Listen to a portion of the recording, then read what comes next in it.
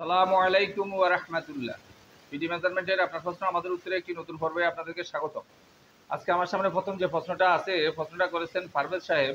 আপনি জানতে চেয়েছেন 1% সমান সমান 432 বর্গফুট নাকি 435.60 বর্গফুট। আসলে 1% সমান মেজরিটি পার্সন সারা বাংলাদেশে সব জায়গায় যেটা ধরে সেটা হলো 435.60 বর্গফুট। আপনি হয়তো খুব সম্ভবত চট্টগ্রাম অঞ্চলের, আমাদের ট্রেনিং সেন্টারগুলো যখন চট্টগ্রামে নিয়ন্ত্রিত হয় তখন ওই অঞ্চলটা আমরা দেখছি অনেক জায়গায় 435.32 বর্গফুটে 1% বলে ওনারা। তবে বইয়ের বাসায় এবং সারা বাংলাদেশে বেশিরভাগ জায়গায় যে জিনিসটা ধর্তব্য সেটা হলো 435.60 বর্গফুট। এটাই সরকারি হিসাব হিসেবে ব্যবহৃত হয়। আশা করি বিষয়টা বুঝতে পারছেন। পরবর্তী প্রশ্নটা যিনি করেছেন ওনার নাম হলো মিনহাজুল ইসলাম সাহেব। আপনি জানতে চেয়েছেন, স্যার আপনি কি সরাসরি জমিতে গিয়ে জমি মাপামাপির সঠিক সীমানা নির্ধারণের কাজগুলো করেন? আসলে এই প্রশ্নের সরাসরি উত্তর দেওয়া একটু কঠিন লেভেলের। অর্থাৎ আমি যদি বলি যে না আমি সরাসরি মাঠে যাইয়া ফিল্ড পর্যায়ে প্র্যাকটিক্যাল কাজগুলো করি না, তাহলে হয়তো আপনারা বলবেন যে এত কথা বলে যে দেখা গেছে যে সরাসরি প্র্যাকটিক্যাল কাজগুলো মাপামাপি করতে যায় না। আর এখন যদি আমি বলি যে না আমি সরাসরি সবসময় মাপামাপি করতে যাই, তাহলে অনেকে আমাকে ফোন করবে যে আমাদের এমন জায়গায় জমিটা মাপা দরকার, চলে আসে। আসলে এই জিনিসগুলো সব সময় সম্ভব হয়ে উঠবে না, এই জন্য যে সব সময় মাঠে যাই না এ কথাও ঠিক না। আমাদের ছাত্রদেরকে নিয়ে প্র্যাকটিক্যাল সমস্ত ক্লাসগুলো অনেক সময় দেখতে হয়, যাইতে হয়। তবে এগুলি হইল ক্লাস লেভেলের প্র্যাকটিক্যাল। আবার একবারে ভূমির সরাসরি প্র্যাকটিক্যাল করি না এরকমও না। ঢাকা অঞ্চলে থাকি বিধায় এই অঞ্চলের আশেপাশে জটিল কোনো কাজ হলে অনেক সময় ছাত্রদের সাথে বা ওনাদেরকে দেখা দেওয়ার জন্য বা আমাদের সিনিয়র সার্ভেয়ারদের সাথেও কোনো সময় যাইতে হয়। তবে সব সময় এই জিনিসটাকে পেশাগত হিসাবে মাঠে যায় না, এজন্য যে আমাকে বিশাল একটা দায়িত্ব পালন করতে হয়। আমি ভোকেশনাল সার্ভে ঢাকা বিভাগীয় পরিচালক হিসেবে পরীক্ষা, ভর্তি, রেজিস্ট্রেশন বিভিন্ন লেভেলের এরকম কাজগুলো থাকে। এইজন্য ফিল্ড পর্যায়ে যখন আপনি মাপামাপি করতে যাবেন, এখানে আপনার নির্ধারিত নিজের সময়ের উপরে আসলে নির্ভর করা যায় না। আপনি দেখবেন একটা মাপামাপি কাটতে গেলে ওখানে চেয়ারম্যান থাকে, মেম্বার থাকে, পুলিশের বড় কর্মকর্তাগণ থাকে, সরকারি বিভিন্ন কর্মকর্তা কর্মচারীরা থাকে। এখানে যদি আপনি তাড়াহুড়ো দেখেন যে আমার অমুক জায়গায় ছাত্ররা অপেক্ষা করে আমাকে এখন চলে যেতে হবে, তাহলে কিন্তু এটা সবার কাছে গ্রহণযোগ্য হবে না। মূলত এই সমস্যার জন্যই আমি সরাসরি দেখা গেছে যে সবসময় এরকম মাপামাপির কাজগুলোতে যাই না। আশা করি বিষয়টা বুঝতে পারছেন।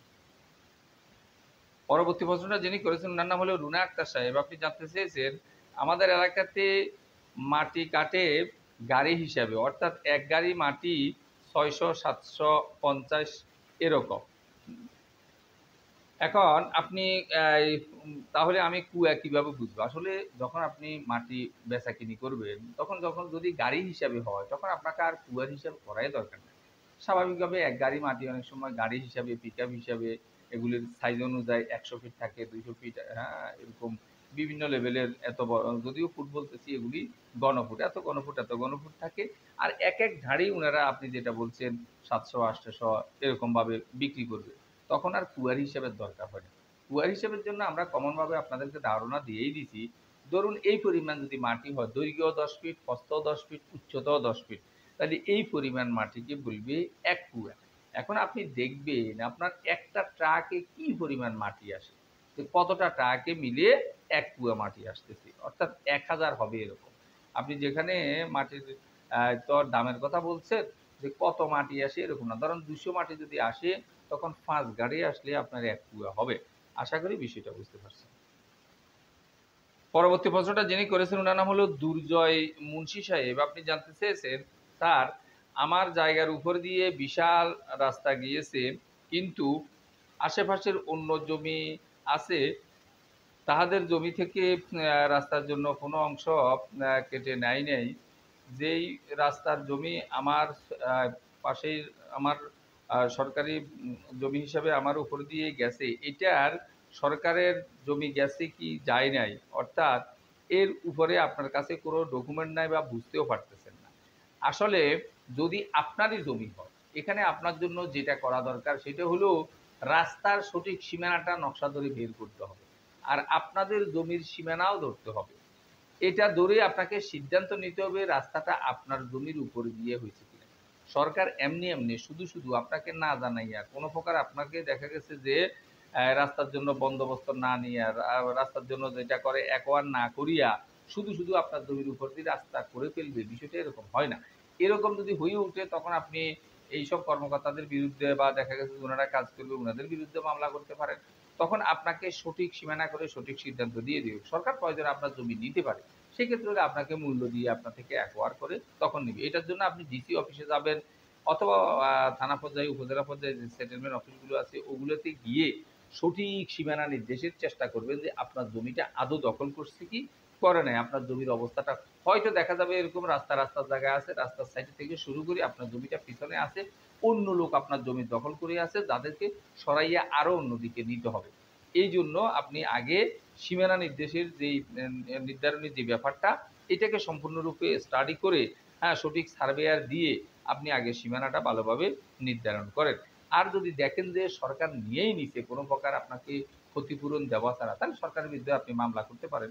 মামলা করে আপনি সিদ্ধান্ত আসতে পারবেন, উপযুক্ত আপনি ক্ষতিপূরণ পেয়ে যাবেন। আজকের সর্বশেষ প্রশ্নটা যিনি করেছেন উনার নামটা পড়া যাচ্ছে না। আপনি জানতে চেয়েছেন, স্যার একই জমি ২ বার বিক্রি করলে কোন আইনের কোন আইনে ব্যবস্থা নিতে হয়? একই জমি যদি কেউ ২ বার বিক্রি করে, সেই ক্ষেত্রে দেখা গেছে যে উনি জালিয়াতির যে অপরাধ সেটাতে পড়ে যাবে, হ্যাঁ? এই মামলায় আপনি মামলা করতে পারেন যা ২ নম্বরই করা হয়েছে, জালিয়াতি করা হয়েছে অর্থাৎ এই অপরাধমূলক। এখন এটা কিভাবে প্রমাণ হয়? এটা তো প্রমাণ হবে এইভাবে যে আসলে উনি স্বীকৃতি দিছিল। দলিলের শেষ অংশে হলফনামা নামক একটা কথা আছে যেটার দ্বারা উনি স্বীকৃতি এইটা দেয়। এই জমির নিরঙ্কুশ মালিক আমি।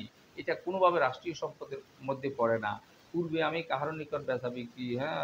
কর বন্ধক ইত্যাদি যাবতীয় কথাবার্তাগুলি বলে থাকে। এরকম কোনো কিছু আমি করি নাই। এরকম কোনো কিছু যদি কখনো প্রমাণ হয়, আমি তার ডবল মূল্য দিয়ে এবং সরকার আমাকে যেই কোনো সাজা দেয়, এই সাজা মেনে নিতে, ওদেরকে সংশোধন করে দিতে এরকম বাধ্য থাকব।